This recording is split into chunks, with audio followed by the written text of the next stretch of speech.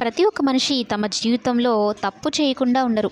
ఏదో ఒక సమయంలో పరిస్థితుల ప్రభావం వల్ల తప్పు చేసేస్తారు. అయితే తప్పును సరిదిద్దుకునే గుణం ఉండాలి. తప్పును క్షమించగలిగే గుణం కూడా ఉండాలి. ప్రతి ఒక్కరు మిస్ పర్ఫెక్ట్లు, మిస్టర్ పర్ఫెక్ట్లు అంటే ఉండరు కదా! ఇక మీనా కూడా బాలు విషయంలో తప్పుగా అర్థం చేసుకున్నానని, తన కుటుంబ పరిస్థితుల దృష్ట్యా అలా మాట్లాడాల్సొచ్చిందని అర్థం చేసుకొని బాలు విషయం చాలా కుమిలిపోతుంది. నేను అలా మాట్లాడుండకూడదు అని.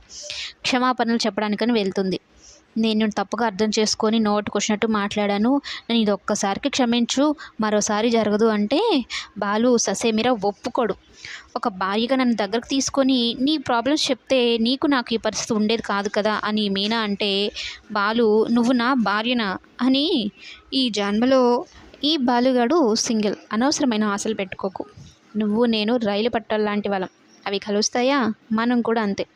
మా నాన్న దృష్టిలో మాత్రమే భార్యాభర్తలం.